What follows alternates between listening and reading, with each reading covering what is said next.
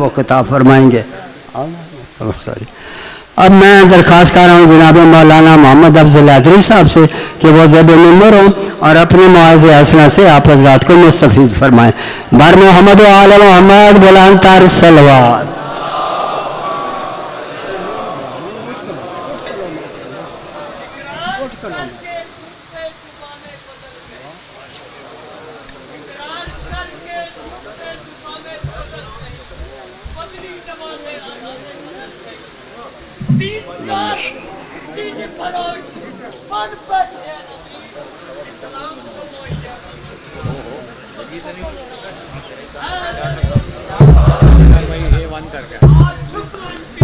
تھوڑا پیچھے کرنا.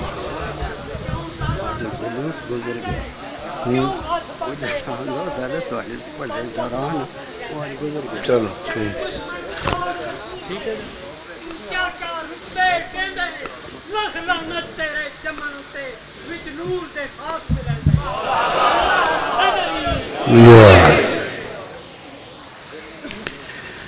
اپنی اس عظیم عبادت کی قبولیت کے لیے بآواز بلند صلوات پڑھی. اللہم صلی علی محمد وعلی محمد. ما شاء اللہ لا حول ولا قوة الا باللہ العلی العظیم. اعوذ باللہ من الشیطان الرجیم. بسم اللہ الرحمن الرحیم. الحمد للہ رب العالمین بارئ الخلائق اجمعین والصلاة والسلام والتحیۃ والاکرام علی النبی المؤید والرسول المسدد المصطفى الأمجد المحمود الأحمد حبيب إله العالمين أبي القاسم محمد.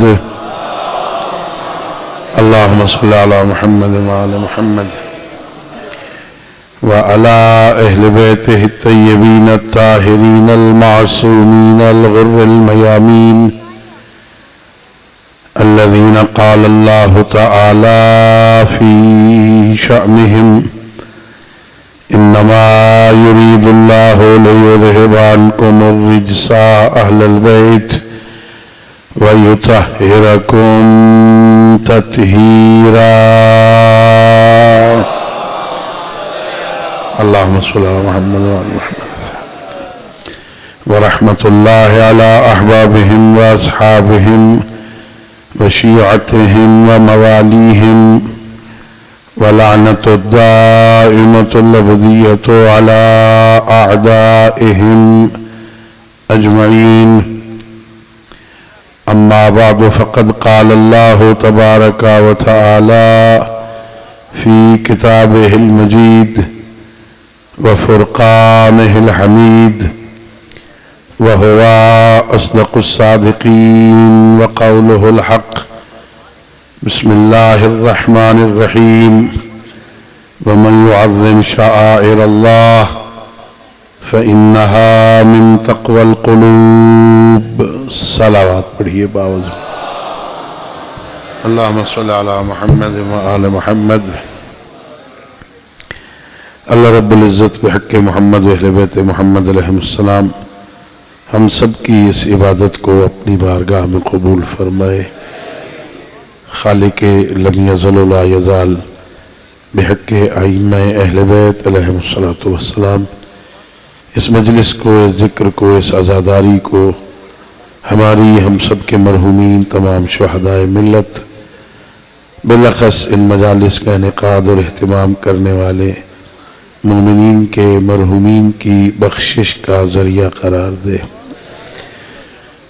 اللہ رب العزت پوری دنیا میں جہاں جہاں مظلوم کربلا کی صف عزا بچھی ہے، عزاداروں اور عزاداری کی حفاظت فرمائے.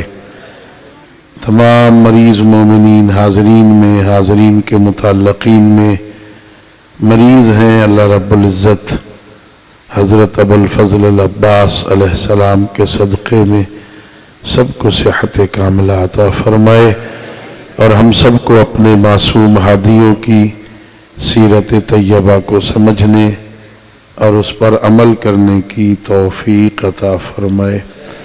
اپنی ان دعاؤں اور اس عظیم عبادت کی قبولیت کے لیے بآواز بلند صلوات پڑھیے۔ اللہم صل علی محمد۔ میرے دوستو، بزرگوں، عزیزو،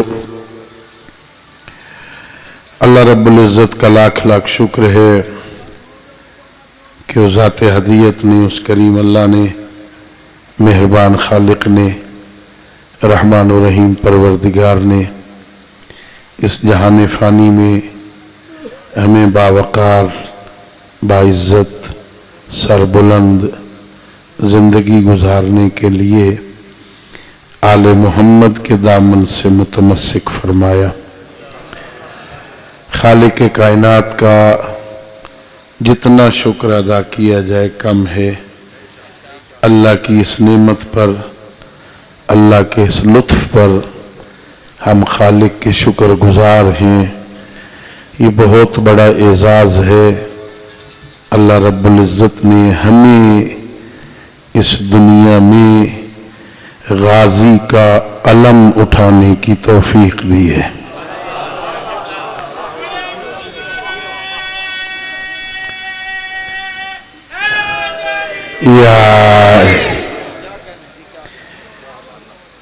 اللہ رب العزت آپ کو، آپ کی نسلوں کو آل محمد کی عقیدت، مودت، محبت عطا فرمائے، نسلوں میں یہ قائم رہے۔ آل محمد کا احترام کرنا، آل محمد سے عقیدت رکھنا، آل محمد کی مودت کا قائل ہونا، یہ اللہ کی طرف سے اجر رسالت قرار دیا گیا ہے۔ قُلْ لَا أَسْأَلُكُمْ عَلَيْهِ أَجْرًا إِلَّا الْمَوَدَّةَ فِي الْقُرْبَى۔ میں نے یہاں کسی مجلس میں عرض کیا تھا، اگر بچہ ان پڑھ ہو اس کے وقت کی قیمت اور ہوتی ہے، بچہ پڑھا لکھا ہو اس کے وقت کی قیمت اور ہوتی ہے۔ ان پڑھ بچہ 8 گھنٹے مزدوری کرتا ہے، اسے 500 روپیہ ملتا ہے۔ بچہ گریجویٹ ہو جائے، اس کے وقت کی قیمت بڑھ جاتی ہے۔ بچہ ایم اے پاس ہو جائے، اس کی قیمت اور بڑھ جاتی ہے۔ وہ ڈاکٹر ہو جائے، اس کی قیمت اور بڑھ جاتی ہے۔ جتنا جتنا علم اور شخصیت بڑھتی چلی جائے، اس کے وقت کی قیمت بڑھتی چلی جاتی ہے، اس کے کام کی اجرت بڑھتی چلی جاتی ہے۔ ذرا سوچو، اس کائنات میں اللہ کے بعد سب سے بڑی ہستی سید الانبیاء کی 23 سالہ محنت کی اجرت کیا ہے؟ اتنی بڑی شخصیت، لولاک لما خلقت الافلاق کا مصداق، ما ینطق عن الہوی ان هو الا وحی یوحی کا مصداق، حبیب کبریا 23 سال محنت کرے، 8 گھنٹے نہیں، 1 دن نہیں، 1 مہینہ نہیں، 1 سال نہیں، 23 سال شب و روز محنت کرے، پتھر کھائے، اوجھڑیاں پھینکی جائیں، اذیتیں دی جائیں۔ ما اوذی نبی قط کما اوذیت، اعلان بھی کرے جتنی اذیتیں مجھے دی گئی ہے اتنی کسی نبی کو نہیں دی گئی۔ اذیت ناک زندگی گزار کے جو پیغام ہم تک پہنچائے، اس کی اجرت کا نام آل محمد کی مودت ہے۔ اللہ رب العزت نے، یہ بہت قیمتی شے ہے، بہت قیمتی ہے، اس قیمتی شے کی قدر کرو، اسے ضائع نہ ہونے دو، اسے آئندہ نسلوں تک نہایت احتیاط کے ساتھ منتقل کرو. اللہ کا کرم ہے، اللہ رب العزت نے اس مودت کو، اس محبت کو آئندہ نسلوں تک منتقل کرنے کے لیے ہمیں حسین کی مجلس بھی عطا کی ہے. یہ ایک ذریعہ ہے، ایک بہانہ ہے اسے منتقل کرنے کا. یہ جتنی شبیہات ہم یہاں بناتے ہیں اس میں اصل اس عقیدت کو، اس محبت کو منتقل کرنے کا بہانہ بناتے ہیں. ہم کوئی لکڑیوں کی پوجا تھوڑی کرتے ہیں، ہم تو خالق کی پرستش کرتے ہیں، ہم اللہ کی عبادت کرتے ہیں. غیر اللہ کی عبادت جائز نہیں ہے، اللہ کے علاوہ کسی اور کی عبادت حرام ہے.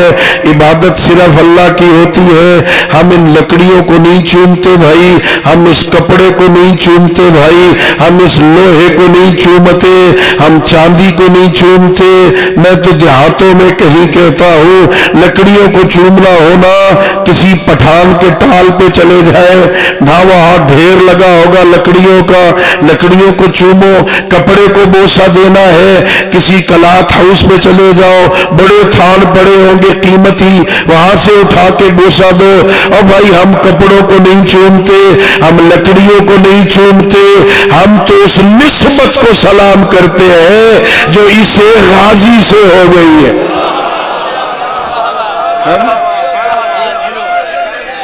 یا علی، ہم تو نسبت کو سلام کرتے ہیں. اور نسبتوں کو سلام کرنا اگر کوئی بندہ غور کرے، توجہ فرمائے، تو یہ سارے کا سارا اسلام اس نسبت پہ قائم ہے. اسلام سے اگر نسبت کو نکال دیا جائے تو باقی کچھ نہیں رہتا. یہ قرآن مجید کس کی طرف منسوب ہے؟ اللہ کا کلام ہے نا بھائی. قرآن اللہ کا کلام ہے، اللہ کی طرف نسبت ہے. محمد الرسول اللہ اللہ کا رسول ہے، اللہ کی طرف نسبت ہے. علی ولی اللہ، علی اللہ کا ولی ہے، اللہ کی طرف نسبت ہے. اگر اس نسبت کو نکال دیا جائے تو کون کلمہ پڑھے گا محمد عربی کا؟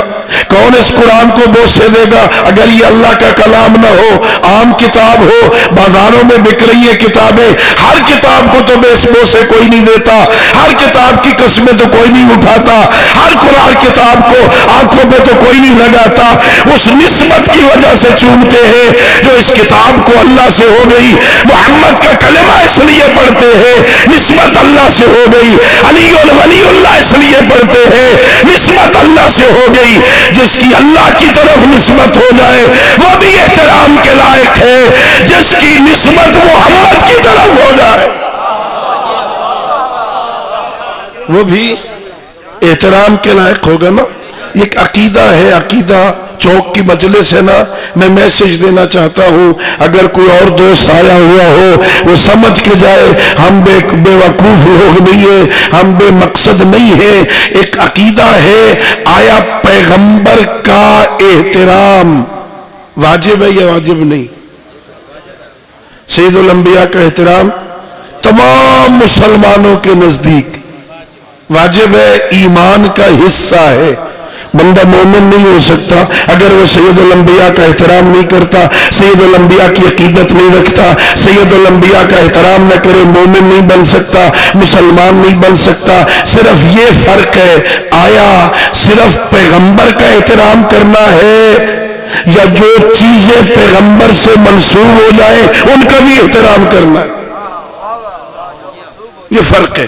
ایک طبقہ ہے جو کہتا ہے صرف پیغمبر کا احترام کرنا ہے، سید الانبیاء سامنے ہے ان کا احترام کرنا ہے. پیغمبر نہیں ہے اب احترام کی ضرورت نہیں. لیکن مسلمانوں کا ایک بہت بڑا طبقہ یہ عقیدہ رکھتا ہے کہ پیغمبر کا بھی احترام کریں گے اور جو شے پیغمبر کی طرف منسوب ہو جائے اللہ بھی احترام کرتا ہے. یہ مسجد نبوی، مسجد نبوی کیا معنی ہے؟ نبی والی مسجد.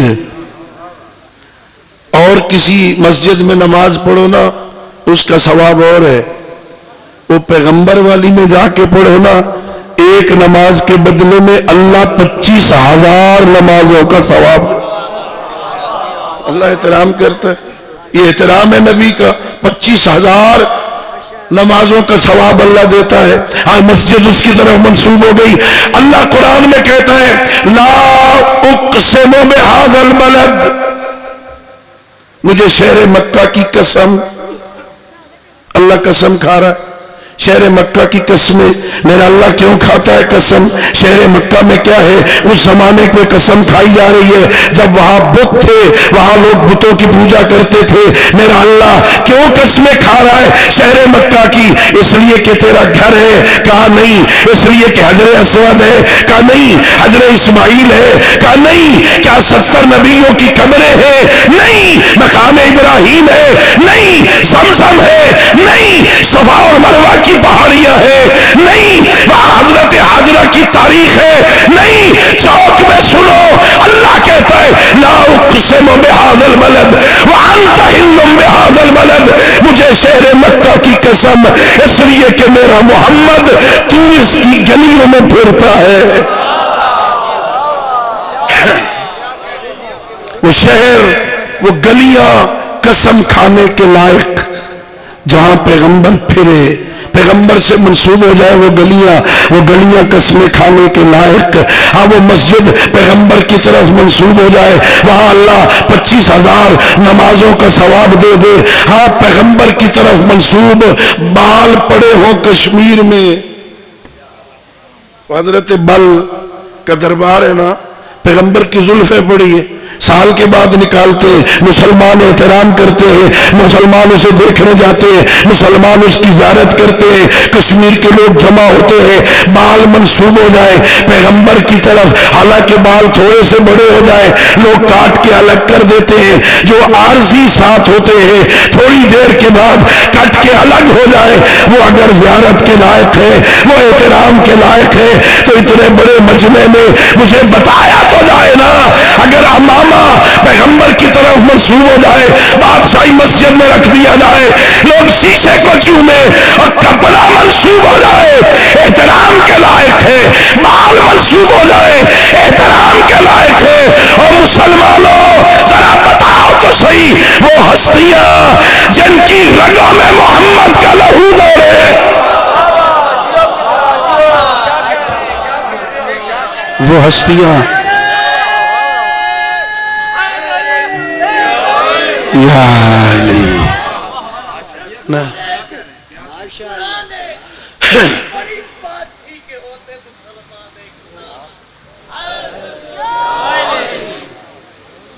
ہم احترام کرتے ہیں پیغمبر کا، اور جو شے پیغمبر کی طرف منسوب ہو جائے ہم ان کا بھی احترام کرتے ہیں۔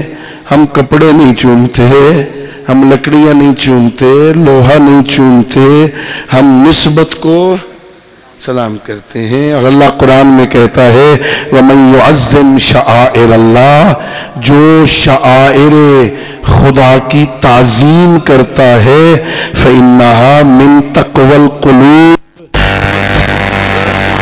کی تعظیم کرنا بتاتا ہے یہ اندر سے ٹھیک ہے۔ فَإِنَّهَا مِن تَقْوَى الْقُلُوبِ، یہ اس کے دلوں کے تقوی کی نشانی ہے، یہ اللہ رب العزت کا تقوی رکھتا ہے۔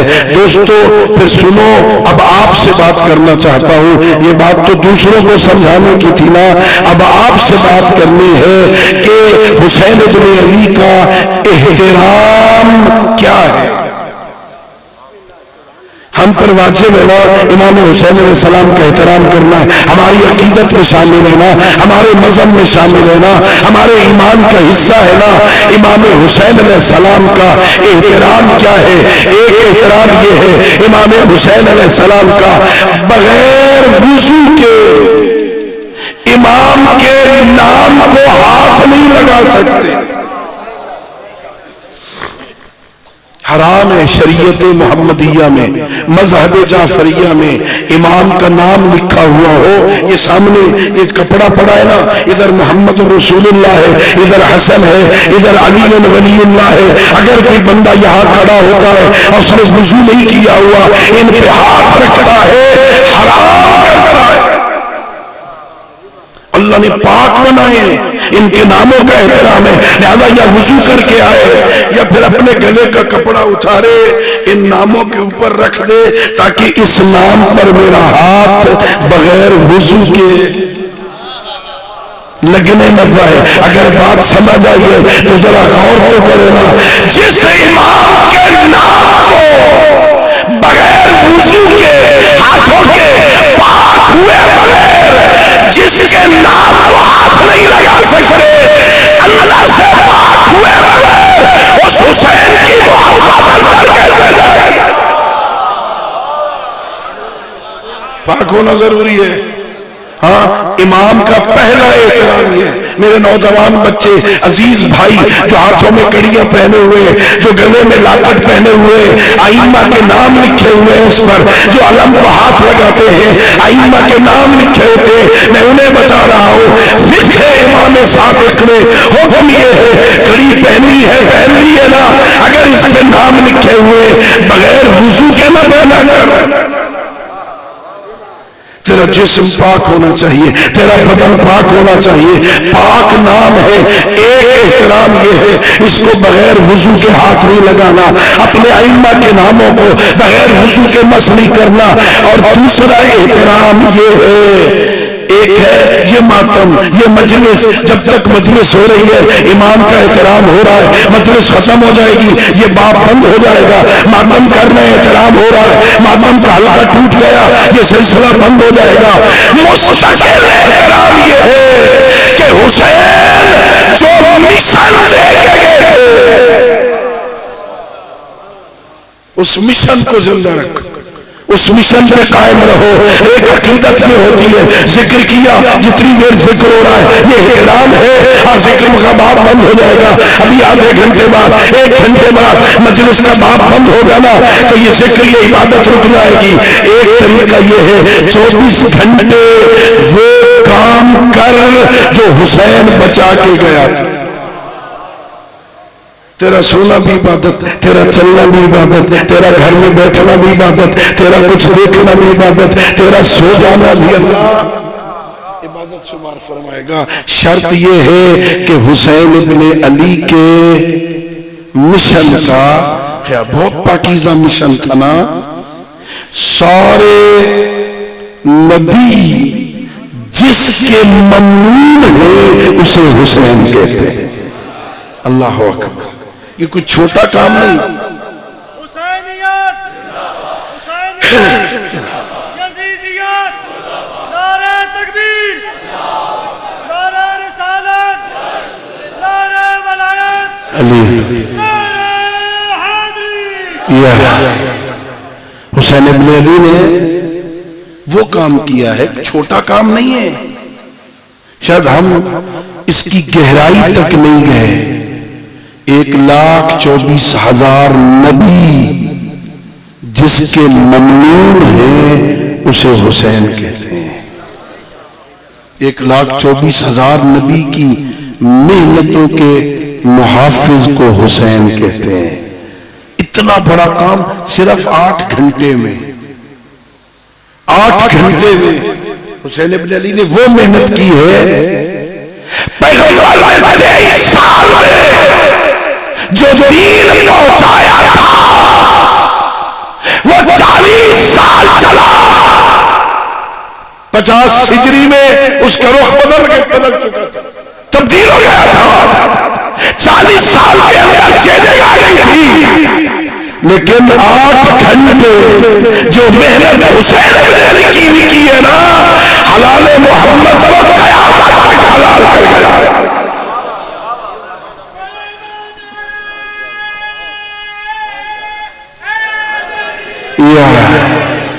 اب قیامت تک قرآن باقی رہے گا، قیامت تک دین باقی رہے گا، قیامت تک حلال محمد حلال رہے گا، قیامت تک حرام محمد حرام رہے گا۔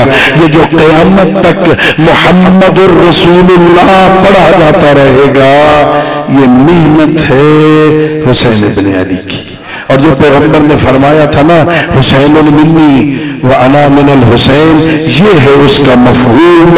حسین مجھ سے ہے، میں حسین سے ہوں، حسین کا وجود مجھ سے ہے، میری بقا حسین سے ہے۔ میں نہ ہوتا حسین دنیا میں نہ آتے، حسین نہ ہوتا میرا کلمہ قیامت تک نہ پڑھا جاتا۔ حسین کے شکر گزار ہیں میرے دوستو اس مشن سے تعلق۔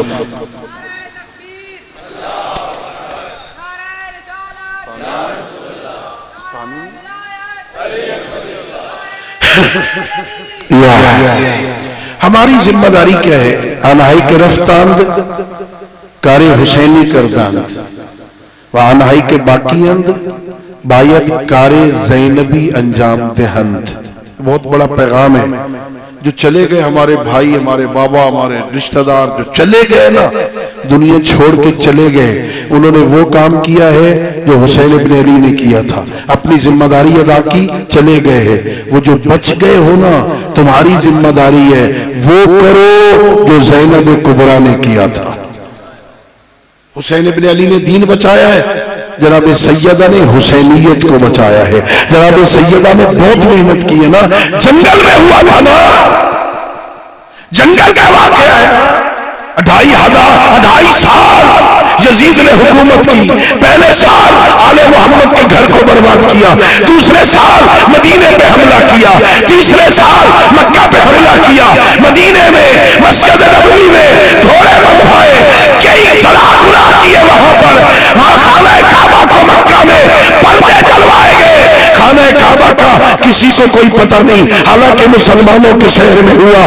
مدینہ میں کیا ہوا کسی کو کوئی پتہ نہیں، ہر کوئی بھول گیا سوائے تاریخ کے اور آگ کے، کسی کو کوئی پتہ نہیں۔ لیکن کربلا میں جنگل میں واقعہ ہوا، آج پوری دنیا میں بچہ بچہ جانتا ہے کربلا میں کیا ہوا۔ یہ محنت ہے زینب کی، یہ محنت ہماری ذمہ داری ہے، اس کی حفاظت کریں، کردار کے ذریعے سے، گفتار کے ذریعے سے اسے آئندہ نسلوں تک لے جائیں، اسے پہنچائیں، بندوں کو اپنے کردار سے سمجھانا ہے۔ حسین کا مشن کیا تھا؟ یزید کیا چاہتا تھا؟ کون تھا یزید؟ چاہتا کیا تھا؟ منبر پہ بیٹھا ہے، تخت پہ بیٹھا ہے، اور کیا اتنی تبدیلی آ گئی ہے، ذرا سوچو تو صحیح۔ لوگوں کا مزاج بدل گیا، لوگوں کی سوچ بدل گئی، لوگوں کی فکر بدل گئی۔ علل اعلان شراب پینے والوں کو خلیفۃ الرسول سمجھ کے لوگ بیعت کر رہے ہیں۔ یہ کتنی بدلی ہے، مزاج بدلا، لیکن حسین کی محنت دیکھو، جسے لوگ خلیفۃ اللہ سمجھ کے بیعت کر رہے تھے، حسین نے قربانی دے کر اسے خلیفۃ اللہ نہیں بننے دیا، قیامت تک لعنت اللہ بنا دیا۔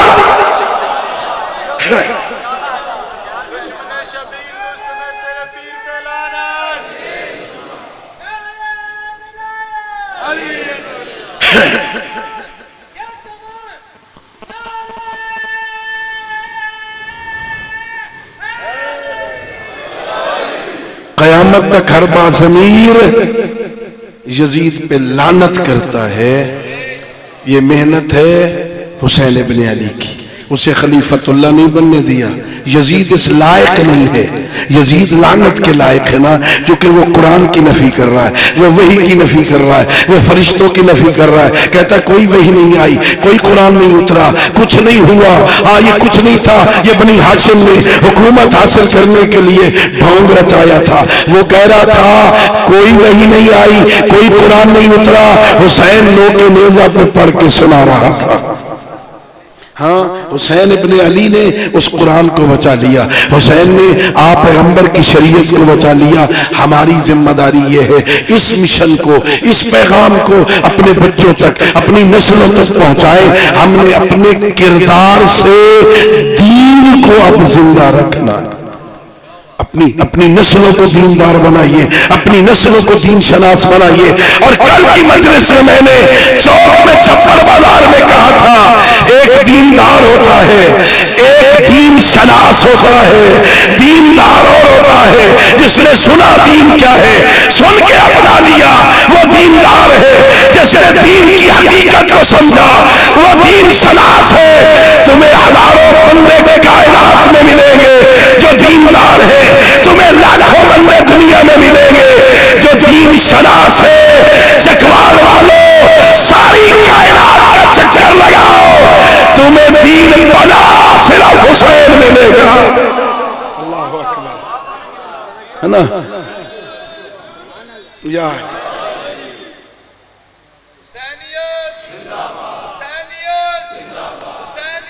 زندہ باد مردہ باد.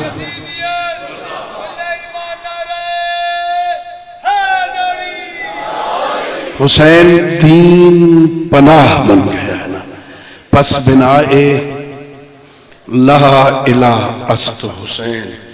ہاں یہ کلمہ توحید کی بنیادوں میں حسین ابن علی کا لہو شامل ہے نا. یہ قیامت تک لا الہ الا اللہ پڑھا جاتا رہے گا. میں نے کہا تھا پچھلے سال کہا تھا اور پھر کل بھی کہا وہاں، یہ عزاداری نہیں رکے گی بھائی. کبھی نہ ڈرا کرو، کبھی گھبرایا نہ کرو، کبھی پریشان نہ ہوا کرو. کوئی مائی کا لال اس عزاداری کو روک نہیں سکتا. تیری میری عزاداری جلوسوں میں منحصر ہی نہیں ہے. ذکر حسین جلوس میں منحصر نہیں ہے. اگر کوئی حسین کا ذکر روکنا چاہتا ہے نا، جلوس روکنے کی ضرورت نہیں. وہ مسجدوں کے میناروں سے آذان کو روکے. یہ اللہ اکبر کی آواز میں نہیں کہہ رہا، میرے چوتھے امام نے فرمایا. جب یزید نے پوچھا تھا، یزید کے کارندے نے امام زین العابدین سے پوچھا تھا بتا کربلا میں آپ کا بابا جیتا یا مارا، تو میرے امام نے فرمایا ٹھہر جا، رک جا، ابھی تھوڑی دیر بعد آذان کا ٹائم ہونے والا ہے. آذان ہونے دے. اگر آذان میں اشہد ان محمد رسول اللہ پڑھا جائے سمجھنا حسین جیت گیا. حسین جیت گیا. حسین جیت گیا. حسین اگر آذان میں محمد الرسول اللہ پڑھا جا رہا ہے نا تو یہ فقط آذان نہیں ہے، یہ میرے حسین کی فتح کا اعلان ہے. یہ میرے حسین کی فتح کا اعلان ہے.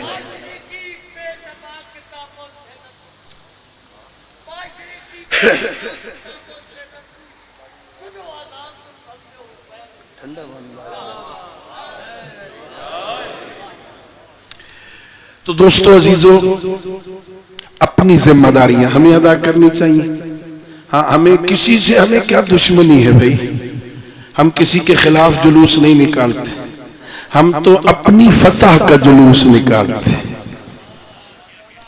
جلوس ہارنے والے نہیں نکالتے. کربلا میں حسین ہارا نہیں، حسین جیتا ہے. اور ہارنے والے جلوس نہیں نکالتے، جیتنے والے نکالتے ہیں. یہ ہماری جیت کے اعلان کے جلوس ہوتے ہیں. ہم گلی گلی میں حسینیت زندہ باد زندہ باد کے نعرے تو جیتنے والے لگاتے ہیں، ہارنے والے تھوڑی لگاتے ہیں. ہم گلی گلی میں حسین زندہ باد حسینیت زندہ باد کے نعرے لگا کے دنیا کو بتاتے ہیں حسین کل بھی زندہ باد تھا، حسین آج بھی زندہ باد. یا حسین یہ انشاءاللہ قیامت تک زندہ باد رہے گا. یہ مشن ہے، اس میں توحید بھی ہے، اس میں رسالت بھی ہے، اس میں نبوت بھی ہے، اس میں قیامت بھی ہے، اس میں قرآن بھی ہے. حسین صرف حسینیت ایک فرد کا نام نہیں ہے، حسینیت ایک مشن کا نام ہے. حسینیت زندہ باد کا معنی اسلام زندہ باد، حسینیت زندہ باد یعنی قرآن زندہ باد، حسینیت زندہ باد یعنی توحید و رسالت و نبوت زندہ باد، قیامت زندہ باد، شریعت زندہ باد، اسلام زندہ باد، ایمان زندہ मुर्दाबाद, यजीदियत मुर्दाबाद का माना शिरक मुर्दाबाद, कुफ्र मुर्दाबाद, मुनाफिकत मुर्दाबाद, नजासत मुर्दाबाद, गलाजत मुर्दाबाद। जहां सारी अच्छाइयां हो उसे हुसैन कहते हैं, और जहां कायनात की गंदगी जमा हो उसे यजीद कहते हैं। जहां सारी अच्छाइयां जमा हो उसे हुसैन कहते हैं, और जहां सारी कायनात की गलाजत हो वहां यजीद होता है। ऐसी जगह पे जाओ जहां अच्छाई है, वो काम करो जिसमें हुस्न है, वो काम करो जो अच्छा है, ताकि पता चले तुम हुसैनी हो, तुम्हारी गुफ्तगू अच्छी हो, तुम्हारा किरदार अच्छा हो, तुम्हारा बिजनेस अच्छा हो, तुम्हारा बोलना अच्छा हो, ताकि पता चले तुम हुसैनी हो, तुम्हारी शक्ल ऐसे हो जैसी हुसैन को पसंद है, पता चले तुम हुसैनी हो। वहां न जाओ जहां गंदगी है, वहां न जाओ जहां गलाजत है, वहां न जाओ जहां बेशर्मी है, वहां न जाओ जहां इस्लाम का मजाक उड़ाया जा रहा है, इसलिए कि वहां यजीदियत है। ऐसी महफिल में नजर आओ जहां अकबर तुम्हें देख के खुश हो जाए। शाबाश मेरे मातमियों, शाबाश मेरे आजादारों, तुम्हें ऐसी महफिल में होना चाहिए। उस महफिल में तुम अच्छे नहीं लगते जहां शरीयत का मजाक उड़ाया जा रहा हो, इसलिए कि ये शरीयत हुसैन ने बड़ी मुश्किल से बचाई, हमें मिली है मुफ्त में, इसलिए कदर नहीं। मुफ्त की शय की कदर होती नहीं ना। हुसैन इब्न अली का बड़ा खर्च हुआ है। कोई पूछे हुसैन से, तुझे अब्बास कितना प्यारा था? अल्लाह अकबर, बड़ा प्यारा था ना मेरे मौला को। इतनी वफादार ज़ौजा थी मौला अली की, जनाबे फातिमिया कलाबिया, इतनी वफादार, तारीख में शायद किसी और की मिसाल मिल जाए।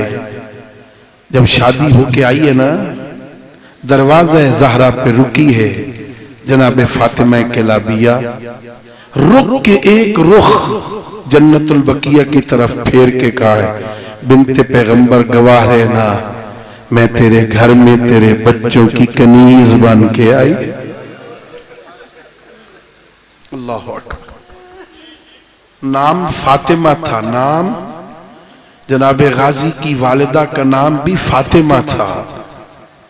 एक दिन मौला अली से कहती हैं, या अबुल हसन, मुझे फातिमा कह के न पुकारा करो।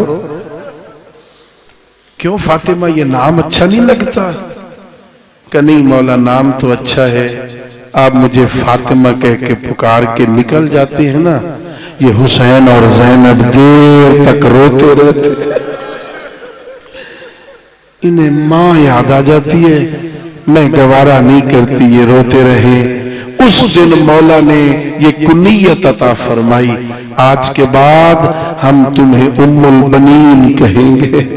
उम्मुल बनीन कहते हैं बेटों की माँ, बेटों की माँ। अल्लाह ने 4 बेटे अता किए थे ना, एक हजरत अबुल फजल अब्बास, एक उस्मान, एक अब्दुल्ला, एक जाफर, 4 बेटे अल्लाह ने इस बीबी को अता किए थे, इसलिए इसकी कुन्नियत मौला ने उम्मुल बनीन रखी है, बेटों की माँ। दोस्तों, मैंने तारीख में पढ़ा, वाक़या करबला जब हो गया ना, ये बीबी रोज जन्नतुल बकिया आती थी, जनाब ज़हरा के कदमों वाली तरफ 4 छोटी छोटी कब्रें बनाती, फिर एक बड़ी कब्र बनाती, 4 छोटी कब्रें अपने बच्चों की बना के कहती, अब्बास, अब्दुल्ला, उस्मान, जाफर, मैं तुम्हें रोने नहीं आई, इसलिए कि जब तुम घोड़े से उतरे थे ना, तुम्हारे रोने के लिए माँ मौजूद थी।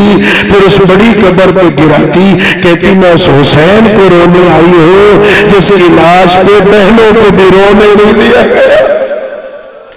अल्लाह अकबर। फिर जन्नतुल बकिया के दरवाजे पे आती और कहती, या अहला यसरबा, ए यसरब वालो, आज के बाद मुझे उम्मुल बनीन न कहना। उम्मुल बनीन कहते उसे जो बेटों की माँ हो, मेरा कौन रह गया है, मेरे तो सारे मारे गए हैं, मुझे उम्मुल बनीन न कहना। इस वफादार से अल्लाह ने एक अब्बास अता किया था। بہت وفادار عباس. دو جملے صرف آپ کی زحمت تمام کروں عزیزوں میں. بڑا وفادار تھا غازی, بڑے وفادار تھے. کربلا سے لے کر کوفہ, کوفہ سے لے کر کربلا سے لے کر